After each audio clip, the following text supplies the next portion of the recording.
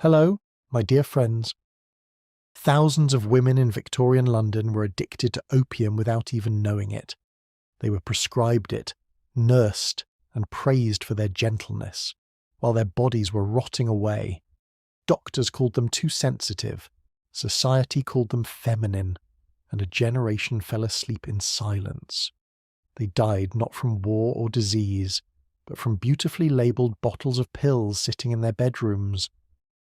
Tonight, we will enter a sweet dream where everything is gentle until it is too late. So, before you get comfortable, take a moment to like the video and subscribe, but only if you truly enjoy what I do here. And let me know in the comments where you're tuning in from and what time it is for you. It's always fascinating to see who's joining us from around the world. Now we dim the lights, maybe turn on a fan for that soothing background, and let's embark on this journey together tonight.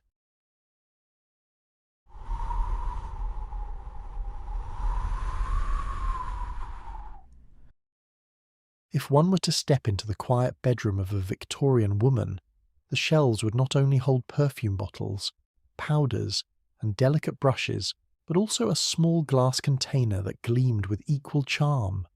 It was filled with laudanum, a tincture of opium diluted with alcohol, packaged in bottles of clear glass with labels of soft pastel colours and lettering picked out in gold.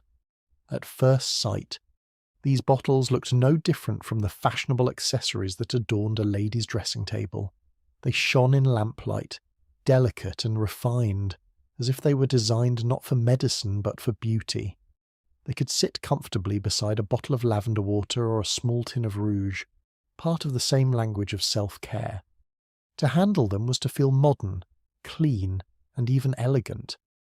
No one questioned that these bottles carried something dangerous. They were admired, and in being admired, they were trusted. The paradox was that every drop carried within it the seeds of collapse. Laudanum was strong, its grip on the nervous system silent yet deep. A woman who drank it before sleep might rest more easily, but the rest was never natural. The body dulled, the mind dimmed, and the need for more followed close behind. Still, the bottle itself seemed too pretty to be linked with harm. Families accepted its presence as naturally as they accepted soap on the washstand. That trust was built on appearances alone. It is almost absurd to imagine that something so harmful was praised simply for having a shiny label. Yet in Victorian homes, that was exactly the case. In shops across London, laudanum was displayed with the same pride as perfumes. Shopkeepers lined the bottles neatly, often alongside items that suggested refinement rather than illness. Women could purchase them without shame, their coins exchanged across counters in the same manner as if buying ribbons or needles. There was no stigma. Laudanum belonged in the category of the ordinary. This ordinariness was its disguise. Each bottle, polished and adorned, acted as both accessory and trap. The beauty of the object kept the danger hidden, and the hidden danger became a daily routine. The irony grew sharper in the way these bottles entered homes. A husband might bring one to his wife as a gesture of care, believing it would ease her sleepless nights. A mother might keep it near her bed, thinking it part of her role to endure quietly with help from medicine. No questions were asked about ingredients or risks. What mattered was that the liquid looked pure, the label elegant, the promise clear. Families treated the bottles as symbols of order in lives otherwise marked by exhaustion and constraint. If we compare this to today, it would be like keeping a sleek bottle of designer perfume on the dresser, only to discover later that every spray was laced with a lethal chemical. The shock lies not in the presence of poison, but in how beautifully it was presented. The result was a cycle of consumption that began innocently. Women sipped small amounts to relax, then returned to the bottle again when the calm faded. The doses grew. What began as occasional relief became a nightly need. Over time, these bottles dictated the rhythm of life. Meals were followed by a drop. Nights ended with a drop. Mornings began heavy and thick because of the drop taken hours earlier. Yet through all of this, the bottles still sparkled, their gold lettering still catching the light. Their appearance never changed. even as the women who used them did. I find it deeply unsettling that something so decorative was allowed to dominate lives so completely, hiding the destruction it caused behind a thin layer of charm. Inside the homes of the wealthy, bottles rested beside jewellery boxes and silver hairbrushes. In poorer quarters, they were kept in wooden cabinets, less polished but still present. The placement did not matter. Everywhere, the same image repeated glass vessels that promised refinement while delivering harm. To visitors, they did not look alarming. They blended into the landscape of domestic life. The quiet danger was accepted because it looked clean, and in a society that valued appearances, the illusion of cleanliness was enough. Medical men encouraged this acceptance. Doctors prescribed laudanum liberally, speaking of it as a balm for nerves and a solution for restlessness. The neatness of the bottles helped sustain this authority. They seemed professional, scientific, and modern. To patients, the packaging confirmed the words of the physician. If medicine looked beautiful, it must also be safe. Few doubted, and fewer resisted. The authority of science, combined with the elegance of presentation, left little room for suspicion. When women uncorked the bottles, they often did so with ritual care. A drop poured into a spoon, a sip taken before bed, a pause to let the liquid settle. These small actions, repeated daily, became part of the routine of respectability. To sleep with help from laudanum was not seen as failure but as maintenance of the household order. The bottle's beauty turned the act into something almost graceful. It blurred the boundary between health and harm, between choice and compulsion. The consequences, though hidden at first, grew steadily. Sleep turned heavy, dreams confused, appetites faded, and strength weakened. Yet the bottles remained as lovely as before. They never revealed the truth of what they contained. Families judged by appearances, and the appearances lied. The elegance of the vessel ensured silence, and silence allowed the damage to deepen. In time, whole neighbourhoods of women relied on these bottles, their lives shaped by their contents. The same golden letters, the same pastel hues, appeared again and again, each promising relief and each delivering dependence. The uniformity of the packaging mirrored the uniformity of the suffering. It became a pattern so common that it ceased to be noticed. Only in hindsight does the full cruelty appear. The story of these bottles is not about beauty alone, but about trust misplaced. Victorian women lived in a world where appearances carried weight. If something looked respectable, it was treated as respectable. If it was presented as clean, it was assumed safe. This simple faith proved deadly. The laudanum bottle was a piece of design that carried not just decoration but destruction, and its beauty ensured that few ever questioned it. The charm of glass, the softness of colour, the shine of gold lettering, these were the weapons of a silent epidemic. They invited women closer, they assured husbands, they quieted doubts, they gave comfort in their form while stealing life through their substance. It is here that the epidemic begins, not in the first swallow but in the first glance, the first trust, the first moment when beauty replaced judgment. Soon, the use of these bottles would spread beyond private bedrooms and quiet rituals, reaching into every corner of Victorian life. Doctors in Victorian London prescribed laudanum with an ease that now feels unsettling. Women came to their offices with a range of complaints, from menstrual pain to headaches, from restless nights to feelings of melancholy, and the solution was always the same. A glass bottle of dark liquid was placed into their hands, given with the assurance that it would calm their nerves, soothe their bodies, and restore peace to their homes. There was no careful questioning, no attempt to look deeper. The medicine was offered as a universal cure, and most women accepted it without hesitation, trusting both the appearance of the bottle and the authority of the man who handed it to them. The medical belief of the time was rooted in the idea that women were fragile and needed sedation more than engagement. Physicians saw female patients as sources of disruption when they expressed discomfort, worry, or dissatisfaction. To them, the simplest path was to prescribe quiet. Laudanum, with its strong sedative effect, delivered exactly that. It is strangely comical that so many different conditions were supposedly solved by a single liquid, yet such confidence was treated as wisdom in those years. The repetition of this prescription was not confined to one class. Wealthy women left surgeries with polished bottles marked with elegant lettering, while poorer women carried rougher containers bought at apothecaries, yet the content was the same. The liquid carried opium mixed with alcohol, powerful enough to dull both body and mind. It was convenient for doctors who wanted quick results, and it was tolerated by families who believed calmness in a household was more valuable than vitality. Over time, the bottle became less a treatment for illness and more a symbol of compliance. To refuse laudanum was almost unthinkable. A woman who questioned her doctor risked being called difficult, and that label carried weight. Husbands relied on medical authority to control what they saw as excessive nerves or moods. If a wife resisted, it could be interpreted as disobedience, a flaw in character rather than a rational choice. Many women swallowed the drop simply to avoid the judgment of being considered unstable. In modern terms, it would be like visiting a clinic today and finding that every patient, regardless of their complaint, was sent home with the same pill, and refusing it would mean being branded as unreasonable. The lack of alternatives left few options.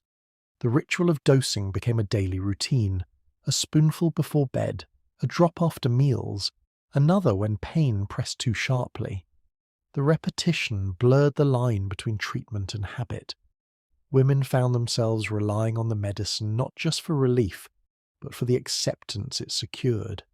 Families were calmer when mothers or wives were sedated, and doctors congratulated themselves on the order they maintained. The cycle was self-reinforcing, built not on health, but on quiet. The consulting rooms where these decisions were made were often modest, filled with books and instruments that gave an impression of knowledge, yet the diagnoses were vague: nervous disorders, hysteria, sleeplessness. These words served as catch-alls that erased the individuality of suffering. The cure was always ready at hand, the same bottle waiting behind the desk. The narrowness of thought was hidden beneath the polish of medical ritual. I cannot help but feel disturbed by how many women were silenced in this way, their true needs dismissed in favour of an easy solution that left them weaker each day. Within households, drawers are filled with half-used bottles. Some women learned to measure their own doses. Others relied on servants or daughters to pour the liquid into spoons. Children grew up recognizing the sight of corked glass and the smell of alcohol mixed with opium. Husbands saw it as proof that their wives were being cared for. The presence of these bottles in daily life was normalized to the point of invisibility. They sat beside brushes and mirrors, part of the ordinary rhythm of the home. Even when side effects grew obvious, sluggishness, pale skin, heavy sleep, the connection to laudanum was rarely acknowledged. Doctors reassured families that such symptoms were natural in delicate women. More rest was advised, and more medicine was prescribed. The cycle deepened, with neither physician nor patient breaking away from the pattern. The trust in authority was too strong, and the cost of dissent too high. Occasional warnings appeared in newspapers, reports of sudden deaths or unexplained collapses, but they were easy to dismiss as isolated tragedies. Without consistent regulation or clear scientific proof, little was done to curb the trade. Doctors defended their methods, and society accepted the outcome. Women themselves had no platform to argue. Their dependence was both chemical and social, enforced by the structures of family, medicine, and culture. In this way, the epidemic advanced quietly. It was not marked by scandal or protest, but by steady, unquestioned prescription. Doctors believed they were solving problems. Families believed they were protecting order. Women carried the bottles home, their lives shaped by drops of liquid that promised peace while slowly eroding strength. The acceptance of this practice reveals how authority can blind entire communities to harm. The spread of laudanum through medical authority was the foundation of the larger crisis. Once the doctor's bottle entered the home, it became part of the furniture of life. Its presence carried the weight of legitimacy, and its use was reinforced by every figure of authority around a woman. The epidemic was not hidden. It was endorsed, repeated, and normalized. This stage of the story shows how easily a society can mistake control for care. What began as medical advice turned into widespread dependence, reinforced by trust in appearances and obedience to authority. The result was a quiet but powerful shift in daily life, where medicine became less about healing and more about silencing. In time, this silent acceptance would move beyond the doctor's office and begin to shape the private rituals of women's daily existence, altering how they ate, how they slept, and how they lived inside their own homes. The picture of a Victorian wife in her home was often described as one of composure. She prepared meals, supervised servants or tended the fire herself, managed the children, and maintained the appearance of order expected of her station. To the outside world, she looked calm, efficient, and dependable. Yet beneath that surface was a secret sustained by the small glass bottle that rested in her drawer or stood on the mantelpiece. Laudanum became the quiet companion of countless women who outwardly smiled while their bodies weakened in silence. They were praised for their patience, admired for their steadiness, but in truth, their steadiness was purchased drop by drop, night after night. The daily rhythm of a wife's life offered little space for complaint. Household duties stretched from morning into evening, and expectations left little room for rest. When exhaustion deepened into sleeplessness, or when nerves grew raw, the bottle promised relief. One sip carried her into heavy slumber. It was not rest born of recovery, but a drugged stillness that made the next day bearable. She needed it less for pain than for the dread of lying awake, mind circling with worry and duty. The promise of unconsciousness became irresistible. It is hard not to smirk at how society applauded these women for being so calm and composed when, in reality, they were drugged into silence each night.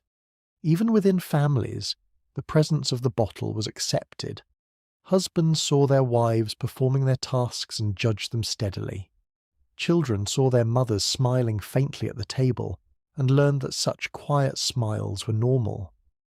The reality was that many of those smiles masked a numbness produced by laudanum.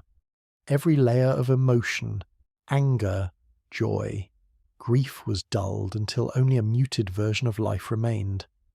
The mother was present in body but absent in spirit. If we compare it to today, it would be as if a modern household expected a parent to function every day while secretly depending on strong sedatives just to appear balanced, and no one around them questioned it. The strength of these women was measured not in vitality but in their ability to endure. To endure meant not to complain, not to disrupt, not to reveal the emptiness that grew inside. Doctors praised compliance, husbands valued quiet, and children inherited silence. Laudanum created a household where emotions were smothered for the sake of appearances. The women who carried the weight of this system did so with faint smiles that convinced others of their composure. I cannot help but feel sorrow at the thought of how many lives were reduced to gestures of endurance, their true voices lost under layers of sedation. Inside the home, the rituals of family life continued. Meals were cooked, clothes mended, and floors scrubbed. In wealthier homes, instructions were given to servants, accounts kept, and letters written. All the while, the wives who orchestrated these tasks relied on nightly doses to recover the strength to face another day. The cycle was hidden in plain sight. The laudanum bottle was not hidden in shame but kept close at hand, part of the background of domestic life. The effects of constant dosing became apparent in subtle ways. A wife's movements grew slower, her words softer, her laughter rarer. To those around her, these changes seemed natural. After all, women were expected to be gentle, restrained, and quiet. The symptoms of sedation were mistaken for virtues of femininity. The medicine not only controls the body but also reinforces the cultural ideal of what a woman should be. Calmness was praised, detachment mistaken for refinement, weakness rebranded as grace. The deeper tragedy lay in the private hours. At night, when duties were done, many women found themselves unable to sleep without the drug. The thought of lying awake, feeling every worry, was unbearable. So they reached for the bottle, drops slipped into spoons, swallowed in silence. The relief was immediate but false, a heavy unconsciousness that replaced natural rest. Over time, the reliance grew stronger. Sleep without laudanum became impossible. The drug was no longer optional, it was essential. This dependence reshaped their identities. What it meant to be a good wife was tied to the ability to keep going, to keep smiling, to keep the household running without disturbance. Laudanum made that possible. It was the hidden prop that allowed Victorian ideals to be maintained. Without it, many women might have collapsed under the strain. With it, they endured, though at the cost of their own vitality. Husbands rarely questioned this arrangement. For them, a wife who smiled and kept order was fulfilling her role. They preferred the softened edges of a drugged companion to the sharper presence of a woman expressing her full emotions. Society had trained them to value obedience over authenticity. Doctors reinforced the pattern by prescribing more. Thus, the smile of the Victorian wife, faint and composed, became one of the most deceptive masks of the age. Even children learned the language of silence. They grew accustomed to mothers who seemed distant, whose touches were gentle but mechanical, whose attention drifted. They accepted it as natural, never realizing that their mothers' minds were clouded by the drug. The damage carried forward, shaping families where affection was muted and words scarce. This picture of wives smiling through numbness reveals not only personal suffering, but also the larger cost of a culture built on appearances.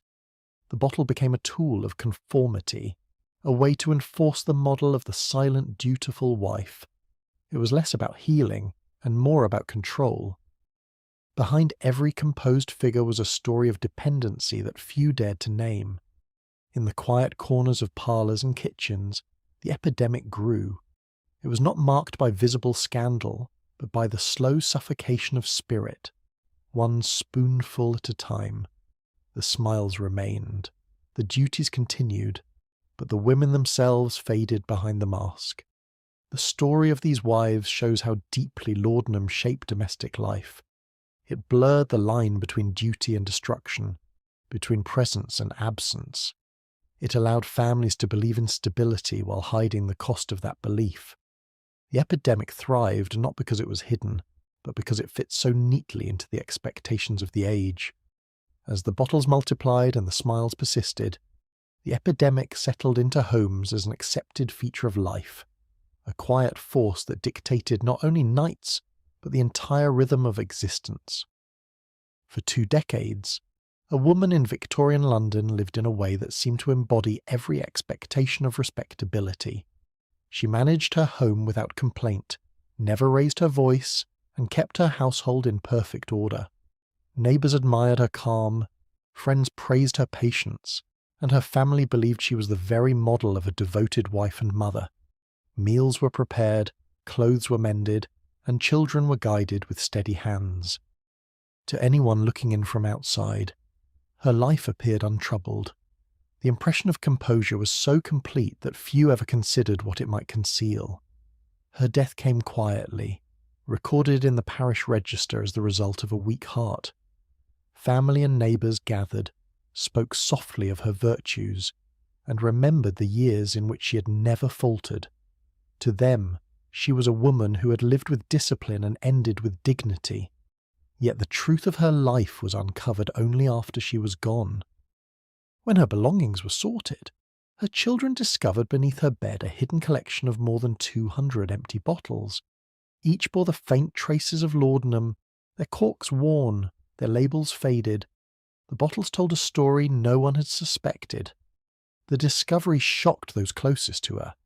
How could a woman so admired for steadiness have depended so heavily on the opium tincture? The answer lay in the structure of her life. To be praised as a model of calm was, in her world, to be expected never to complain. Every day she carried burdens without protest, and every night she turned to the bottle to silence the toll it took on her body and mind. It is almost bitterly funny to think that a woman could win such admiration simply because she was drugged enough not to cause trouble. Her children recalled her faint smiles at dinner, her steady hands guiding their lessons, her gentle voice never raised in anger. Only in hindsight did these memories shift. The calm that seemed natural was revealed to have been chemically maintained. The very qualities for which she was honoured, patience, composure, and silence, were sustained by laudanum. Without it, she might have expressed exhaustion, irritation, or even despair. With it, she became the woman society wanted her to be.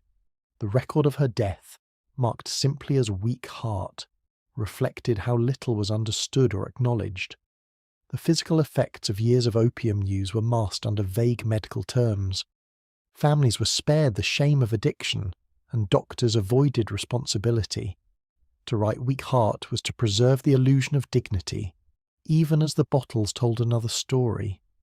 If we translate this into today's terms, it would be like discovering that a relative celebrated for their discipline had lived for decades, dependent on a strong sedative, and everyone preferred to accept the official version rather than face the truth. The silence surrounding her life mirrored the silence of many others. Women were not encouraged to speak of their struggles, and when they did, they risked being judged unstable or ungrateful. For this woman, the bottles offered a way to maintain the role demanded of her. She could function through her duties, appear composed, and avoid suspicion. The cost was hidden from those around her until the evidence spilled out after her death. The collection of bottles was more than a private habit. It was a record of years lived under sedation. 200 bottles meant thousands of doses, thousands of nights of heavy sleep, thousands of mornings of dulled awareness. Each bottle represented not only consumption, but also the erosion of vitality. The weight of the glass, gathered in secret, became the measure of her life.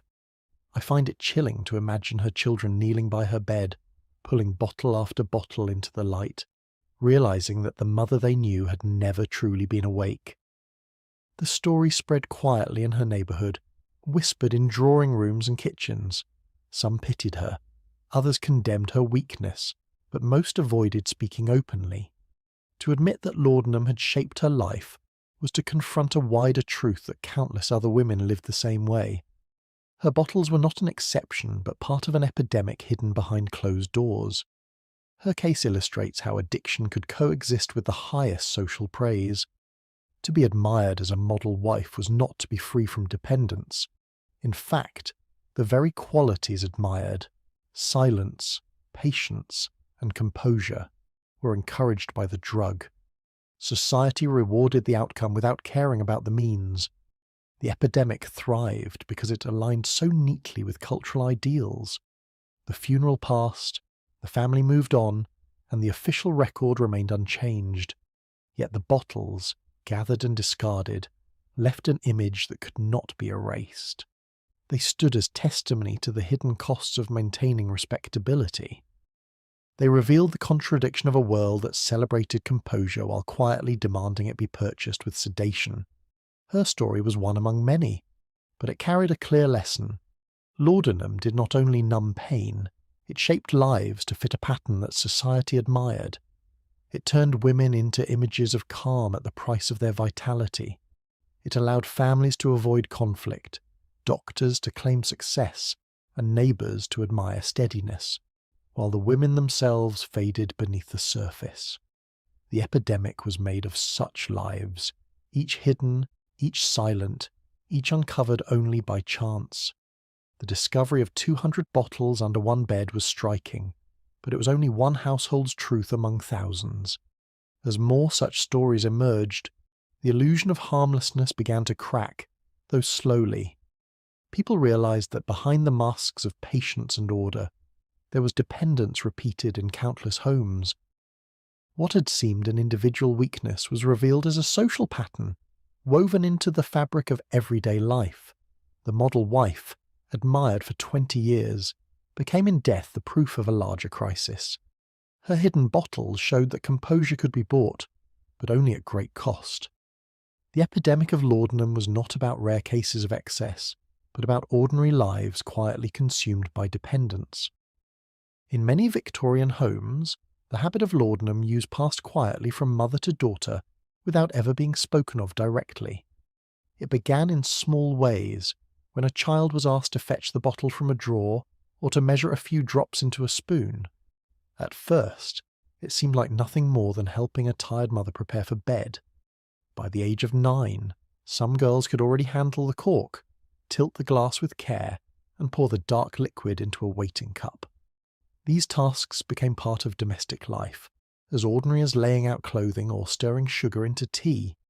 The presence of the bottle was never explained, and because it was always there, it felt natural. The smell of laudanum became familiar early. Its sharp, sweet odour clung to the air of bedrooms, mixed with soap, powder, and candle wax. For young daughters, this scent did not signal danger but comfort. It was tied to images of their mothers resting more easily, or at least appearing calm. Just as the smell of soap was associated with cleanliness, laudanum became associated with order and relief.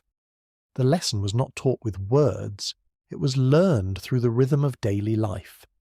It is darkly amusing that in such households, children could tell laudanum apart by scent as easily as they could recognise bread baking, and no one thought this was unusual. The repetition of these small rituals made the drug part of family culture. A daughter who helped her mother doze at night grew accustomed to the idea that this was what women did when tired or troubled. She absorbed the pattern without resistance.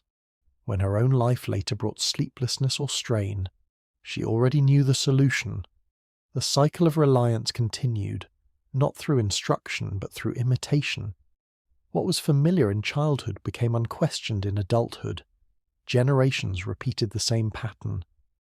Mothers passed the habit to daughters, daughters became mothers who continued it, and granddaughters grew up in the same atmosphere. The bottles never disappeared. They moved from one shelf to another, always present, always available. The continuity was so complete that few stopped to think about its meaning. If we compare this to today, it would be like a child learning to pour glasses of wine for a parent every evening, and then growing into adulthood believing that such drinking was the natural way to end a day. The acceptance of laudanum followed this same path, invisible in its normality. The consequences of such early exposure were heavy. Many girls began to taste the liquid themselves, at first in tiny amounts, out of curiosity or imitation. Mothers sometimes offered a drop to soothe a child's nerves, or to calm them during illness, believing it harmless because they had been given it the same way. These gestures deepened the cycle, turning children into patients before they could understand. Families rarely questioned it, since laudanum was seen as medicine and medicine was trusted. The habit altered family relationships. Daughters who grew into adolescence while measuring doses for their mothers carried with them a sense of responsibility that was out of place for their age. They watched their mothers fade into drowsiness each night, sometimes after difficult days of work and silence. They learned that composure came not from conversation or support, but from the bottle. This silent lesson shaped their expectations of womanhood, binding them to the same reliance that consumed their mothers. I find it heartbreaking to picture how many young girls believed they were caring for their mothers, when in truth they were being guided into the same dependency without ever being warned. Within these homes, the cycle felt unbreakable. The bottle stood on the bedside table, refilled as often as bread or coal was purchased. Pharmacies sold laudanum freely, so supply was never interrupted. A daughter who grew up surrounded by its presence rarely imagined a household without it, even if she married and moved elsewhere. The memory of its smell and the comfort it promised followed her. When difficulty arose, she turned to what she knew, Over time, entire family lines carried this dependence. The same drug that had soothed grandmothers now quieted mothers and daughters. The repetition across generations shows how normalized the habit became. It was not hidden, yet it was never openly discussed.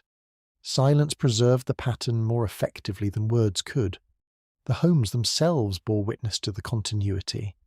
Bedside drawers filled with empty bottles, corks collected in corners, faint stains on linen from spilled drops. These marks were small but constant, reminders of how deeply the drug was woven into everyday life. The presence of laudanum was as ordinary as the presence of soap, candles, or flour. Its danger was overlooked precisely because it had become part of the fabric of existence.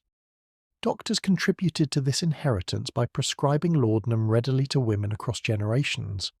A mother who visited a physician received a bottle as naturally as her own mother had before her. The prescriptions reinforced the idea that this was normal. Families saw the approval of doctors as proof that nothing was wrong. The cycle of trust and repetition continued unchecked. The generational passing down of laudanum use reveals more than just addiction. It shows how families adapt to silence, how habits can be taught without being named, and how danger can be disguised as tradition. The most chilling part is how young children, eager to help and to care, became the guardians of a ritual that consumed their mothers and eventually themselves. This hidden legacy shaped not only the women who consumed the drug, but also the families that lived around them. Children grew up with parents who were physically present but emotionally absent. Husbands saw wives who smiled faintly but never truly engaged.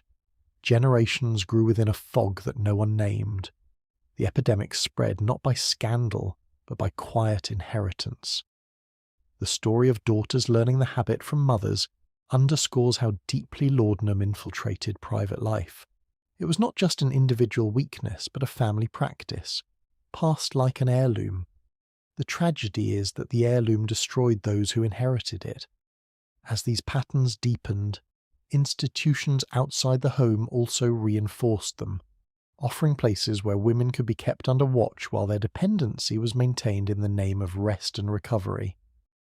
The institutions known as rest homes or convalescent houses in Victorian London were often described as places of care, yet for many women they became prisons of silence. Families sent wives, daughters, or mothers to these facilities when their behaviour seemed restless, their emotions too visible, or their presence in the home too troubling. On the surface, these houses promised recovery, offering quiet rooms, fresh linens, and a routine intended to soothe the mind. In reality, the treatment most often prescribed was morphine, injected each morning by nurses who followed orders without question. Women who entered hoping for peace often found themselves reduced to shadows of their former selves, dulled by the steady flow of opiates.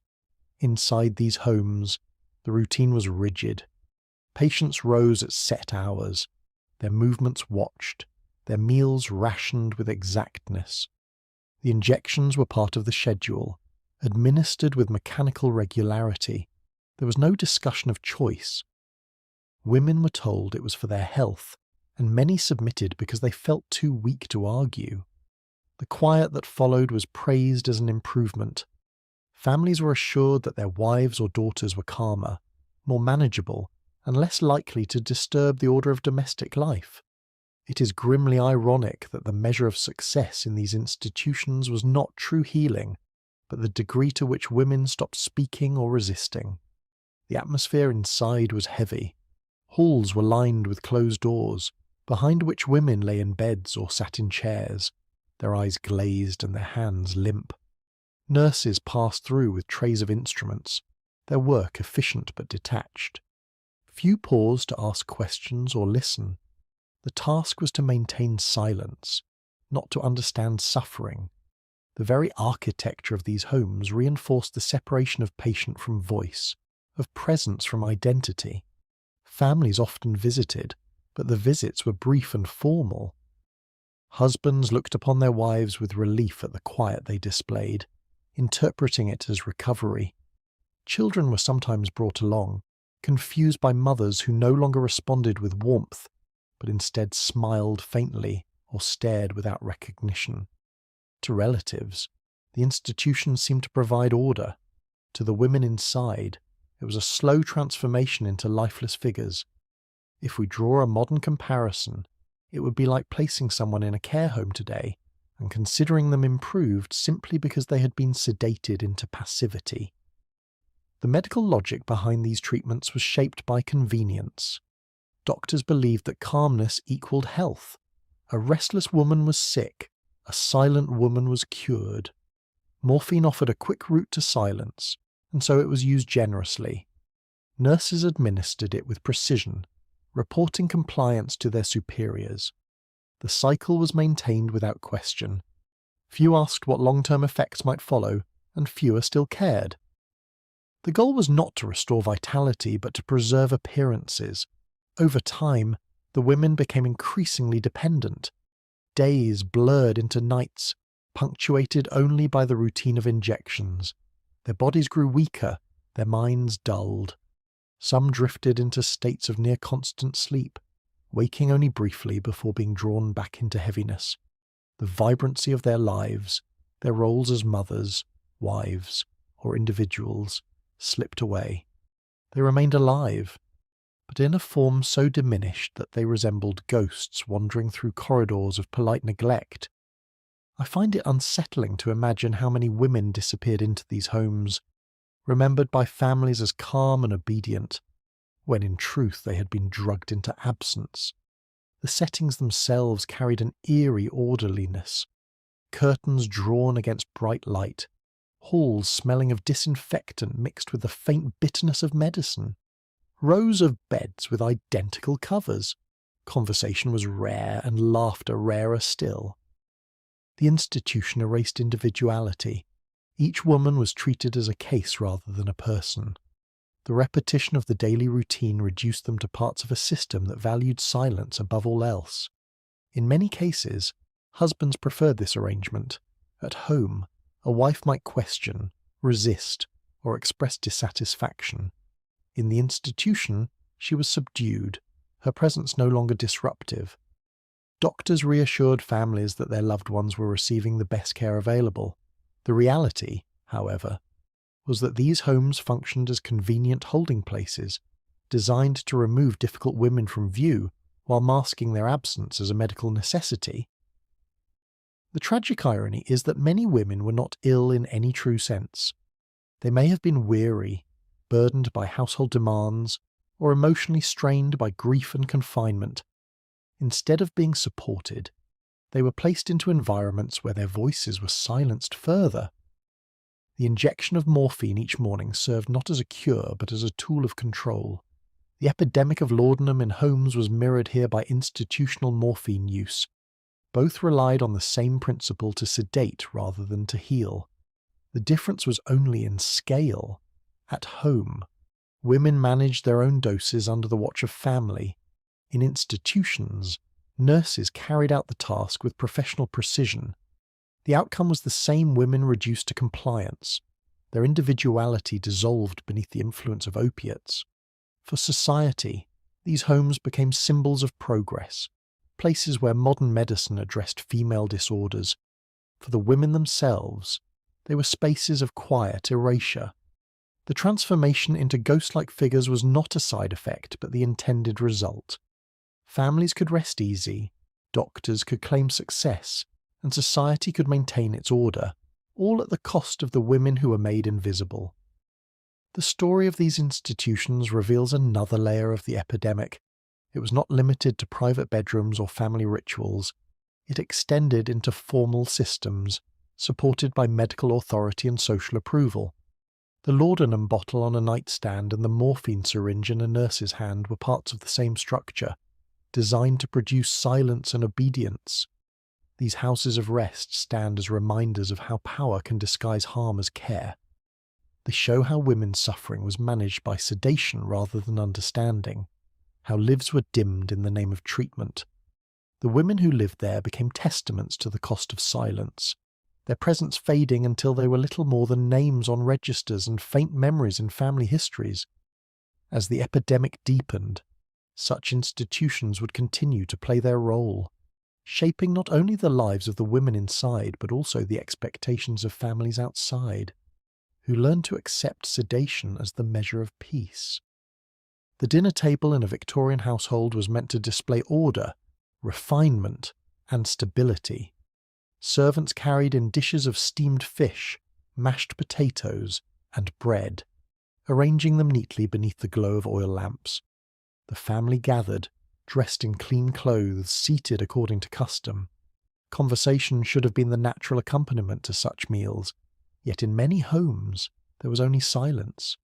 The silence was not born of politeness or discipline alone. It came from the presence of laudanum, the bottle placed discreetly within reach of the mother who presided at the head of the table. She had already taken her dose before the food was served. The effect was visible to anyone who looked closely. Her eyelids moved slowly, her gaze unfocused. Words left her lips in fragments, sentences broken before they reached their end.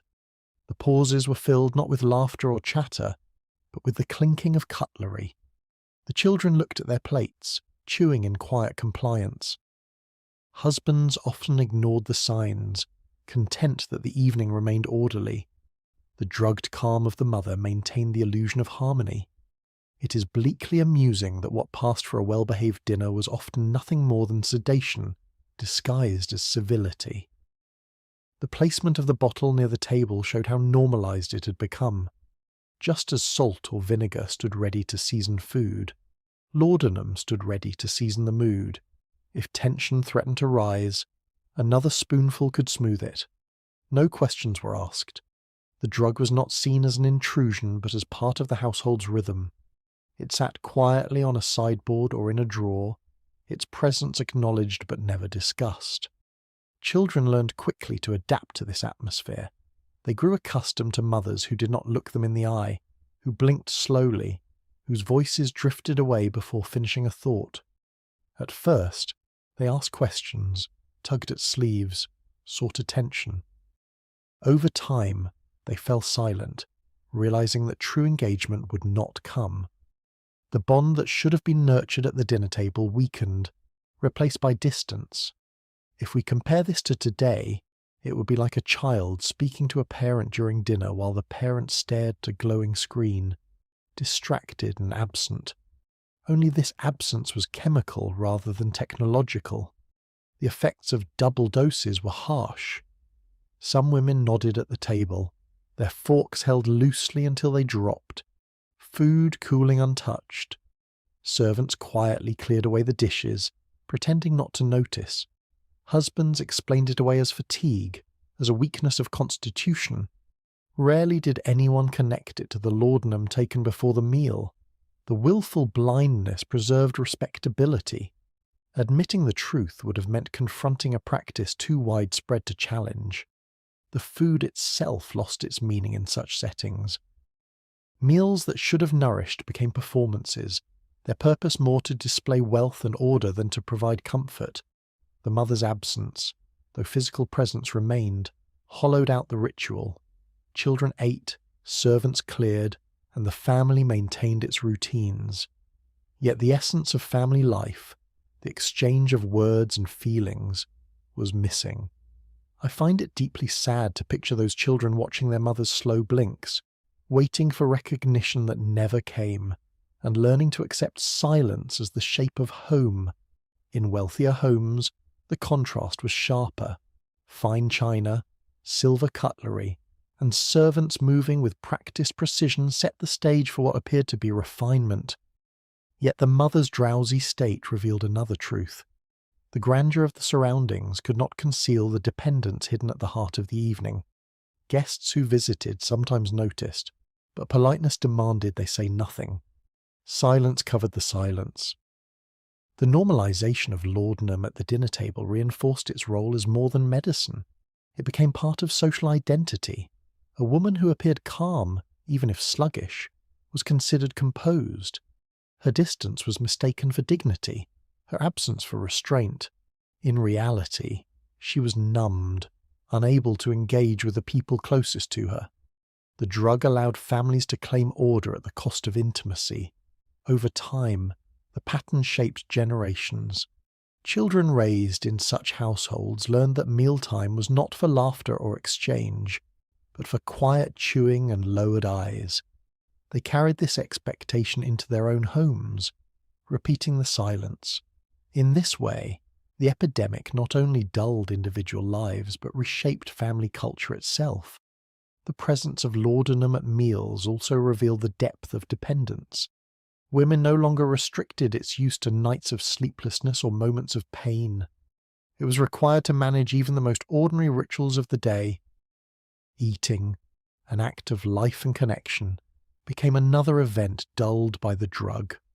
The story of these silent meals shows how thoroughly the epidemic infiltrated daily routines. It was not confined to the privacy of bedrooms or the authority of doctors' offices. It spread into the very heart of family life, altering one of its most central rituals. The dining table, meant to gather people together, instead became a place where absence was quietly accepted. This was how the epidemic survived, not through scandal or sudden shock, but through slow repetition in ordinary settings.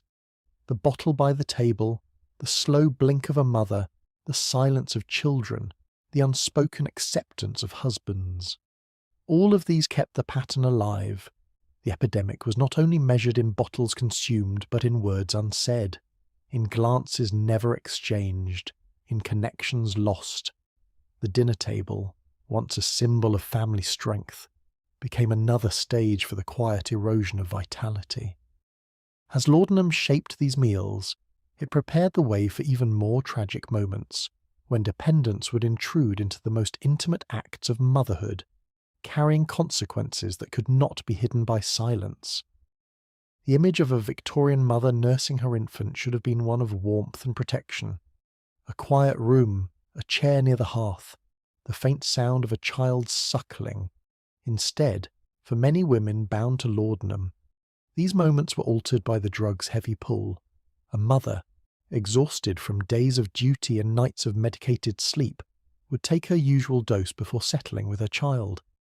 At first, she felt calmer, her arms steady, her breathing slower, yet the same drops that dulled her nerves also stole her awareness.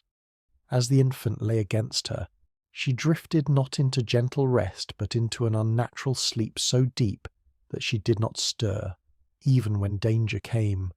The consequence could be devastating. Some women fell asleep so heavily that their babies slipped from their laps onto the floor. The sound of a child's cry might have filled the house, but the drugged mother did not wake. In a world already filled with infant mortality, families often accepted such events as accidents. The official words were vague fatigue, weakness, misfortune. Few admitted the truth, that the mother's stupor came from laudanum.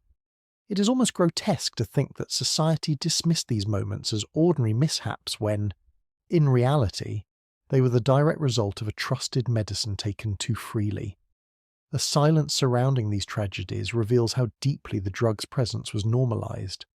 Servants might find a child lying on the floor beside a chair, lift it gently, and say nothing more. Husbands, seeing wives unresponsive, assumed exhaustion. Mothers themselves, waking hours later, rarely spoke of what happened. Shame and fear of blame kept them quiet. They rose, tended to their children as best they could, and took another dose the next night. The cycle of dependence continued, even as risks grew sharper. Rooms where these incidents occurred were often modest. A wooden cradle might stand nearby, draped with thin cloth. Chairs were placed close to beds, as women nursed at night while others slept. In these dim spaces, the line between comfort and danger blurred. The drug that promised relief from pain made even the most vital task precarious. A child's safety was compromised not by neglect, but by the slow suffocation of awareness. If we imagine this in today's context, it would be like a parent holding an infant while under the influence of strong sleeping pills. And when tragedy struck, society shrugs and calls it unavoidable. The weight of these experiences bore heavily on women. Those who awoke to find hours gone, with milk dried and cloth stained, carried guilt that words could not ease, yet they rarely shared their burden. To admit the cause was to risk condemnation, not sympathy. Families preferred silence, calling the events misfortune rather than confronting the role of laudanum. The desire to protect reputation outweighed the desire to speak the truth. Doctors did little to change the pattern. They continued to prescribe laudanum, assuring women it was safe in small amounts, even during nursing. The contradiction was plain, yet it was ignored. Infants sickened or failed to thrive, but the connection was rarely made official. In medical records, causes of death remained vague. The cycle of trust and silence ensured that little changed. I cannot help but feel haunted by the thought of how many mothers carried their infants while barely conscious, believing they were caring, when in truth the drug robbed them of that care. Within households, such accidents became whispers rather than warnings. Neighbours heard of them, clucked their tongues, and then moved on. Deaths of infants were common enough that few pressed for explanation. The acceptance of high mortality created cover for the epidemic. Laudanum's role was hidden behind the larger reality of fragile life in crowded, unsanitary cities. This disguise allowed the drug to spread unchecked, even in the most intimate corners of family life. The tragedy extended beyond individual cases. The epidemic reshaped the very idea of motherhood. A mother was expected to be gentle, calm, and self-sacrificing. Laudanum seemed to provide these qualities, smoothing emotions and quieting resistance. Yet the cost was high. The drug not only dulled women but also endangered their children. The quality society prized were achieved by means that undermined the very foundation of family survival. Even when children survived, they grew up in households where their mother's presence was clouded.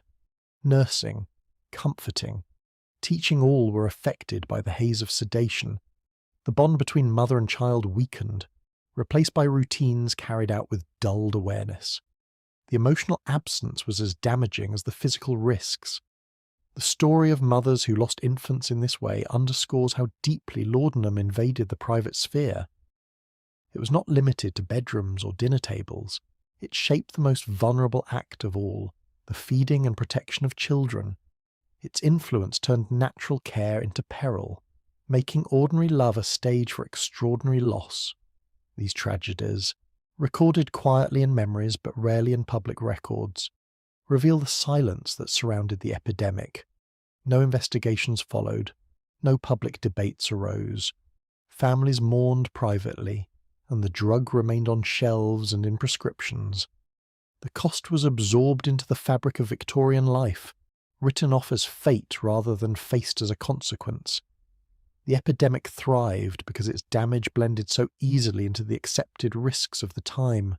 Infant mortality, maternal fatigue, and vague medical explanations all provided cover.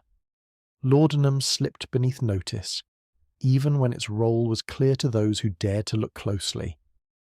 The story of one mother dozing into oblivion while her child slipped from her arms was repeated in many forms. It was not a singular tragedy, but a pattern. Each case reinforced the reality that silence and dependence walked hand in hand, sustained by a society unwilling to question its trusted remedies. As these silent losses accumulated, the epidemic's reach became undeniable, even if it was rarely acknowledged. Families carried the pain privately, while the cycle of dependence deepened. From here, the story moved further into the bodies of women themselves, where the signs of heavy use mark their very skin and bones, leaving visible traces of hidden suffering. The signs of dependence were not always hidden in Victorian homes. For women who had lived with laudanum for years, the evidence began to show on their bodies in small but telling ways. One of the clearest marks appeared on the wrists. The daily act of holding the bottle, uncorking it, and tilting it into a spoon left the skin roughened, hardened by constant contact. Over time, the repeated pressure formed calluses, a physical imprint of a habit that had taken control. These marks did not come from labour at a factory or from washing laundry. but from the quiet and steady motion of managing a drug that shaped every day. The callus on a wrist might seem insignificant, yet it spoke of years of repetition. Each morning, each evening, sometimes in the middle of the night, women reached for the same glass container. They poured with trembling hands, steadied by routine, even when weakness made the motion difficult. The bottle became an extension of the body, an object so familiar that the hand curved naturally around it. The skin toughened, but the body within grew weaker. It is almost grimly humorous to think that a mark usually earned through hard work or craft could also be earned by the endless act of lifting poison to the lips. As dependence deepened, many women struggled to hold the bottle at all. Their hands shook, fingers failed to grip, and glass slipped too easily. To solve this, some tied ribbons or cords around the neck of the bottle, fastening it to their wrists so it would not fall. The sight of such arrangements reveals the strength of need. Even as the body failed, the connection to laudanum could not be broken. The cord turned the bottle into a permanent companion, dangling from the wrist as constant as a bracelet, but carrying destruction rather than adornment. If we imagine this in modern terms, it would be like tying a coffee cup or a pill bottle to one's hand because letting go, even for a moment, felt impossible. The amount consumed in such households often exceeded what could be imagined as ordinary. Women drank more laudanum than they ate food. Meals were skipped or picked at, while the bottle remained steady in use. Stomachs grew empty, but the drug filled the system with false comfort. Children noticed the imbalance, seeing mothers take dose after dose while barely touching their plates. Husbands turned away, preferring not to count the empties that collected in drawers or cabinets. Doctors, when called, prescribed still more, reinforcing the cycle rather than interrupting it. The wrists were not the only places marked by use. Eyes grew sunken, skin turned pale, and movement slowed. But the callus at the joint was unique because it told the story of effort, of the body straining to maintain the habit even as it fell apart. It was a badge of devotion to the drug, worn invisibly to outsiders but visible to those within the home. Children who saw their mother's wrists knew the truth without words. The mark spoke louder than any admission could. I find it haunting to picture those hardened patches of skin, silent witnesses to years of quiet struggle, more honest than the smiles these women were forced to wear. In wealthier households, the signs were sometimes hidden beneath gloves. Fashion allowed for concealment, as lace or silk covered what the drug had marked. Yet the gloves themselves became complicit, disguising the story that the skin tried to tell. At dinner parties or visits, women appeared refined, their hands delicate, their posture composed. Underneath, the wrists bore evidence of nightly doses of trembling hands gripping glass. Respectability was preserved by fabric, just as silence preserved reputation.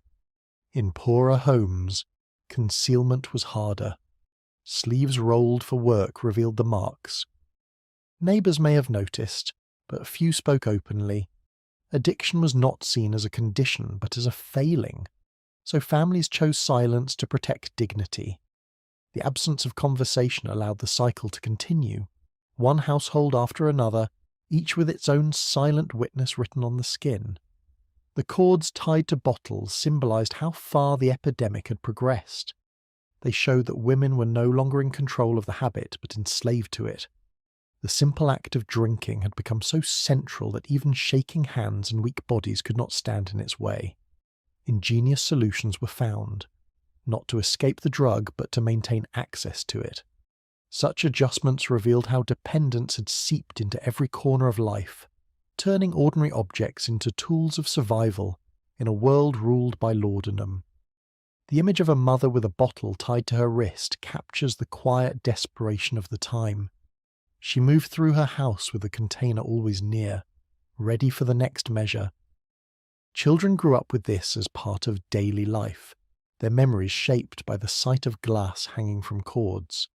What might have seemed strange to outsiders became ordinary within the home. Dependence was normalised, and its physical traces accepted as natural. The epidemic thus left marks not only on the body but also on the culture of family life. The calloused wrist was one sign among many, but it revealed the truth in plain sight, the persistence of the drug's presence, even when it scarred the skin, shows how little power women had to resist. They were judged for weakness yet denied alternatives, condemned for dependence yet offered no path away from it. These bodily signs form part of the hidden record of the epidemic. They tell us that laudanum was not just an invisible presence in bottles and drawers, but a physical force that reshaped women's bodies. The marks remained even when the bottles were empty, scars that spoke of years of repetition. As the epidemic wore on, the dependence that left calluses on wrists also entered public life, where women carried their habits into the glittering halls of society, hiding their exhaustion beneath silk gowns and polished smiles. The great houses of Victorian London often glittered with lights and echoed with music on evenings when society gathered. Invitations carried weight, and attendance at such gatherings was a sign of status and refinement. Guests arrived in carriages, greeted at the door by servants in livery, and guided into rooms filled with the scent of flowers, perfume, and polished wood.